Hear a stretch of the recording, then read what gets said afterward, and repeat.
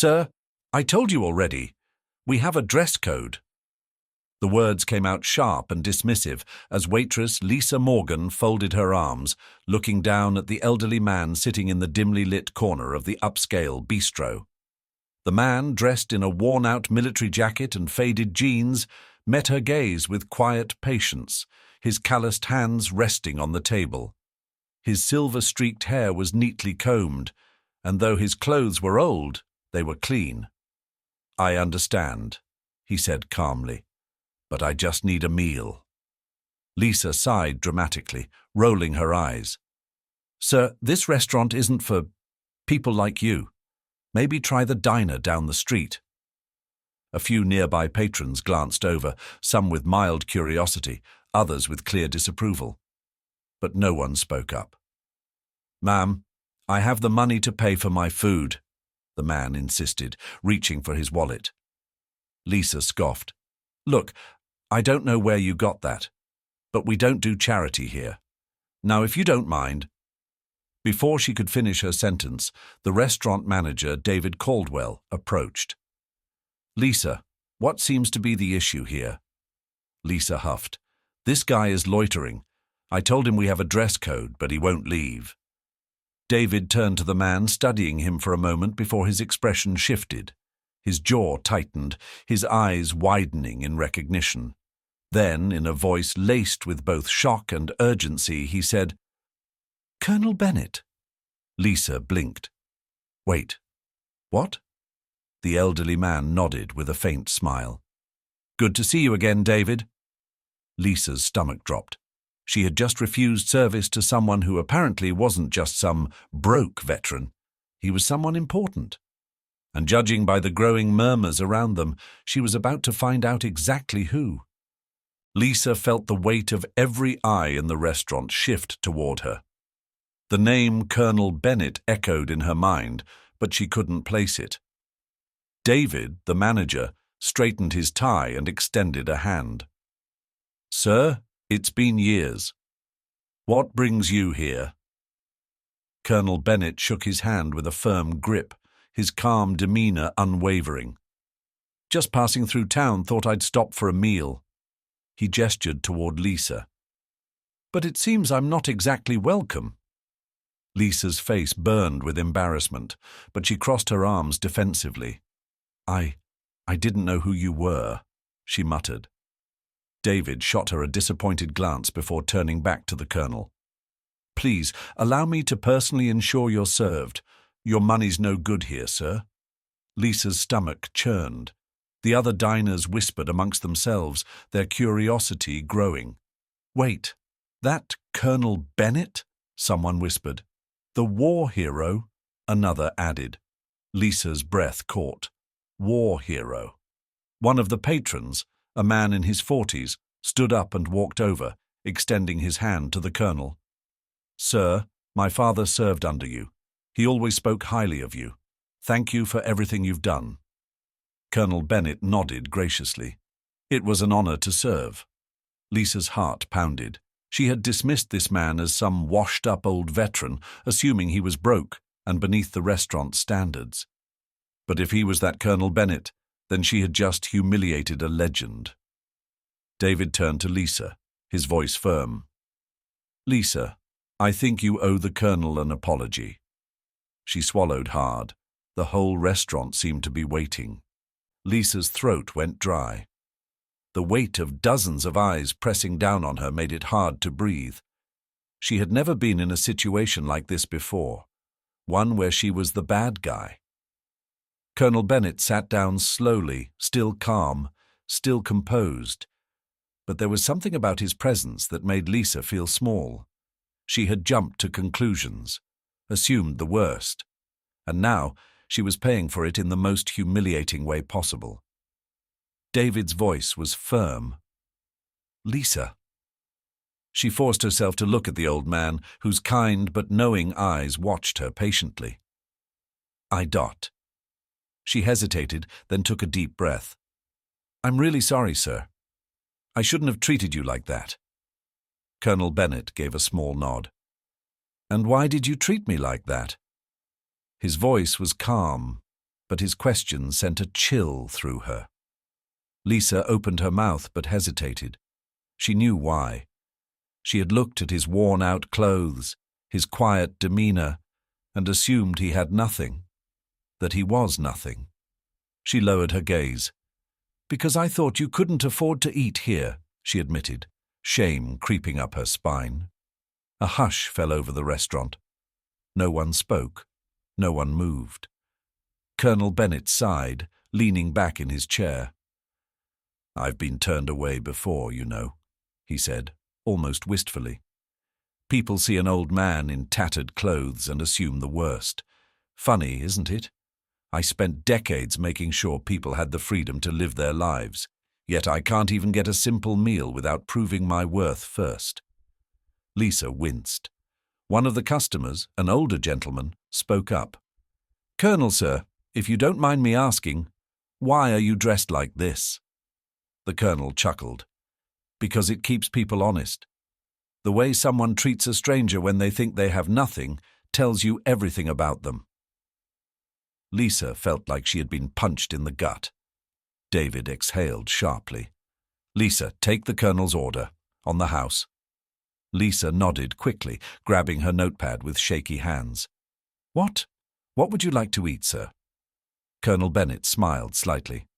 "Just a burger and some coffee, nothing fancy."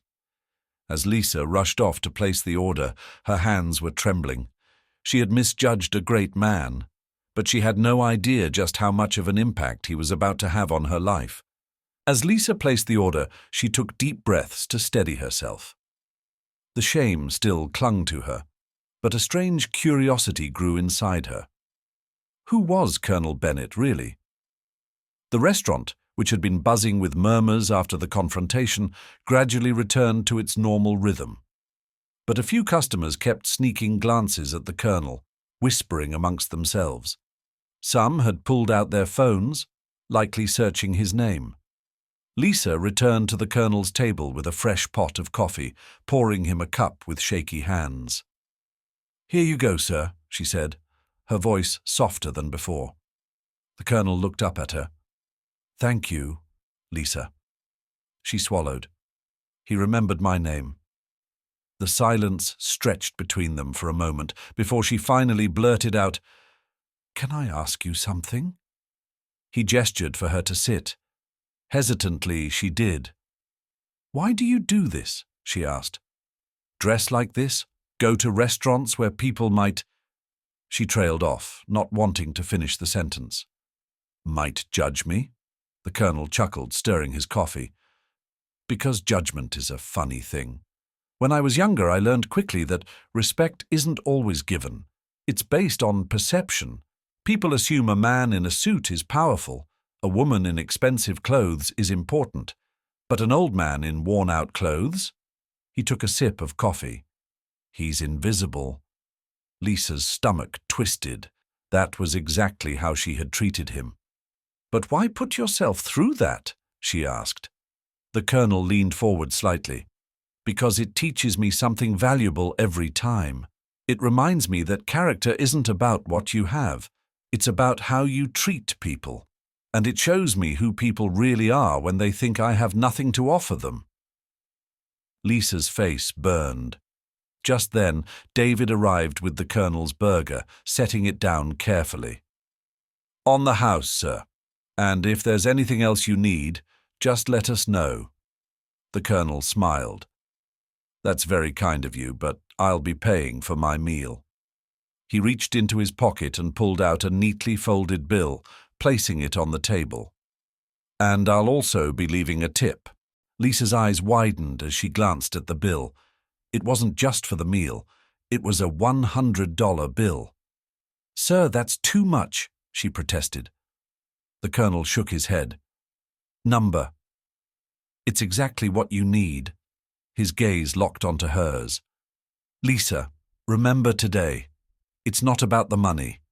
It's about the lesson." Lisa felt a lump rise in her throat. As the colonel picked up his burger and took a bite, Lisa knew one thing for sure. She would never judge someone based on their appearance again. But the surprises weren't over yet. Lisa stared at the crisp $100 bill on the table, her hands trembling. The weight of the colonel's words pressed on her chest like a heavy stone. It's not about the money. It's about the lesson. As she stood there, still absorbing everything, the restaurant door swung open. A man in a tailored suit strode in, his polished shoes clicking against the tiled floor. He looked around, his sharp gaze settling on Colonel Bennett. "Sir, I've been looking everywhere for you," the man said, walking straight to the colonel's table. Lisa blinked in confusion.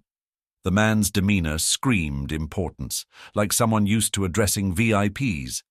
Colonel Bennett sighed, setting his burger down. "Ah, Richard, I told you to stop chasing me around like a lost puppy."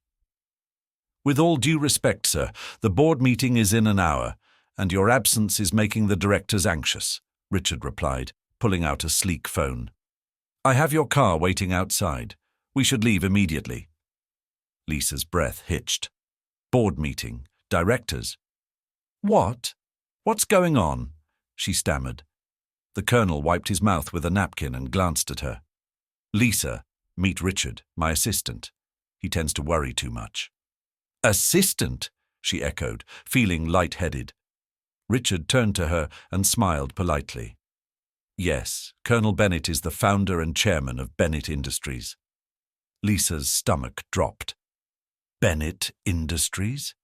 The name was everywhere, on skyscrapers, hospitals, even a charity foundation in the city. It was one of the largest multinational corporations in the country, known for its philanthropy and billion-dollar investments. The broke old man she had refused to serve was one of the wealthiest and most influential men in the country. A sharp gasp from another waitress nearby confirmed that Lisa wasn't the only one realizing the truth. You're that Colonel Bennett," Lisa whispered, mortified. The colonel chuckled. "Guilty as charged." Lisa felt her knees go weak. "I treated a billionaire like dirt." Lisa's face burned with humiliation as the reality of her actions sank in. She had dismissed Colonel Bennett as a broke, unworthy customer, only to find out he was a billionaire, the kind of man who could buy the entire restaurant if he wanted. Her lips trembled as she struggled to form words. I didn't know," she whispered, her voice barely audible. The colonel tilted his head, studying her reaction. Would it have made a difference? Lisa swallowed hard. She knew the answer. Had she known who he was, she would have gone out of her way to provide the best service. The realization stung. "No, sir," she admitted, lowering her gaze. "It shouldn't have mattered." Silence fell between them. The other staff members stood frozen, too afraid to speak. Even the restaurant manager, who had been absent during the initial confrontation, had quietly stepped forward, his expression filled with concern. Richard, the colonel's assistant, checked his watch. "Sir, we really should."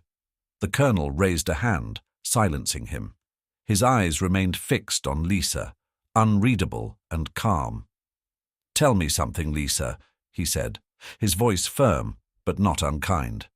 "What made you think I wasn't worth serving?" Lisa flinched. The question cut deep. She had no excuse, only a shameful truth.